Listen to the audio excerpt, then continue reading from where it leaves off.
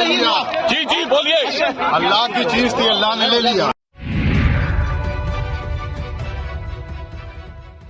नमस्कार, इन खबर में आपका स्वागत है। समय बड़ा बलवान होता है, वही फर्श से अर्श तक पहुंचाता है और अर्श से फर्श तक, लेकिन इंसान उसे अपनी काबिलियत मान लेता है, अपना दम और खम मान लेता है। ऐसा ही कुछ हो रहा है माफिया डॉन अतीक अहमद के साथ। कभी प्रयागराज और उस पूरे इलाके में कोई सामने खड़ा नहीं होता था, कोई बोलता नहीं था। आज उसी प्रयागराज में अतीक का वो हाल हो रहा है कि वो अपनी हालत पे लॉकअप में आंसू बहा रहा है। रात भर करवटें बदलता रहा, भाई अशरफ उसका पैर दबाता रहा, बेटे के गम में रोता रहा, वो उसे सांत्वना देता रहा। लास्ट में अशरफ जब मीडिया वालों के सामने आया तो यहाँ तक कह गया कि अल्लाह की चीज़ थी, अल्लाह ने ले ली। क्या हुआ? उसको बोलिए क्या बेटा कसूरवार था? पिता और चुप्पी साधे हुए हकीकत के जनाजे में भी शामिल नहीं हो पा रहे हैं। सबके जनाजे कुछ तो बोलो, बेटा मार गिराया है, एनकाउंटर फर्जी था या सही था? अशरफ कुछ बोलेंगे? योगी हुआ या सही हुआ? जी जी बोलिए। अल्लाह की चीज थी, अल्लाह ने ले लिया। लेकिन गलत तरीके से लिया गया है। खैर, जब मौत आती है तो हर कोई यही कहने को मजबूर हो जाता है कि यही अल्लाह को मंजूर था, यही ईश्वर को मंजूर था, उसके आगे किसका बस चला है। लेकिन इस सब के बावजूद जो खबरें आ रही हैं, उन खबरों के मुताबिक अतीक और अशरफ की ऐंठन नहीं गई है। लेकिन उससे पहले जरा ये वक्त का फेर देखिए कि एक ही हथकड़ी में दोनों भाई कैसे चल रहे हैं।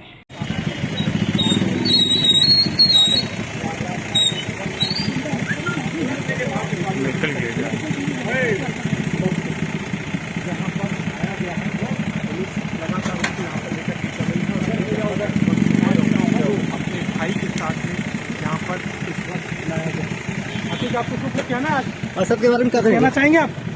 असद के लिए आप कुछ कहेंगे? वक्त आप देखेंगे।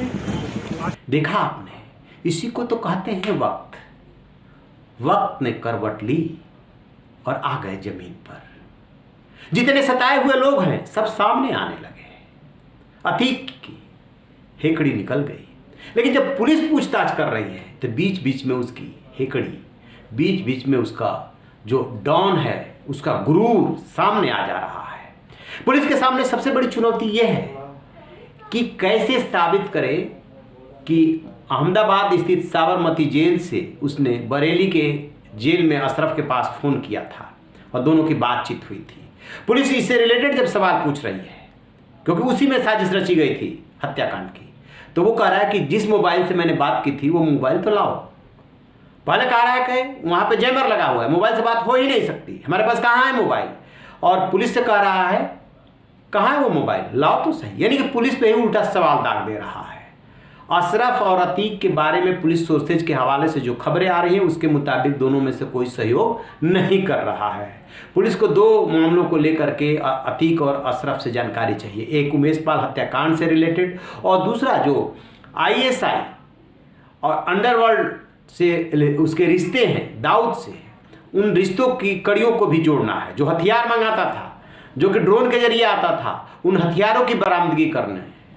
और दूसरी बात, जो उमेश पाल हत्याकांड की साजिश रची गई, जेल से जेल में बात हुई, गुर्गे तैयार किए गए हैं, उसमें भी इनके हाथ को साबित करना है। ये दो चुनौती है पुलिस के सामने। उसी से रिलेटेड सवाल पूछे जा रहे हैं, क्योंकि जो रिमांड मिला है उसी रिमांड के अवधि में उन्हें जगह जगह पे जाकर के हथियारों की बरामदगी करनी है। अभी भी जो 3 शूटर्स हैं वो फरार हैं, जिसमें सबसे ज़्यादा जो तलाश है पुलिस की वो गुड्डू मुस्लिम, जिसे गुड्डू बमबाज भी कहते हैं। आपने देखा होगा कि पॉलीथीन में बम लेकर के जिस समय उमेश पाल की 24 फरवरी को प्रयागराज के धूमनगंज इलाके में हत्या की जा रही थी, उस समय वो फोड़ रहा था, जैसे पटाखे फोड़ रहा हो, दहशत फैला रहा था ताकि कोई आसपास फटकने की हिम्मत न कर पाए। तो गुड्डू मुस्लिम की तलाश है, अरमान की तलाश है, साबिर की तलाश है। ये 3 शूटर अभी भी पुलिस की गिरफ्त से दूर हैं।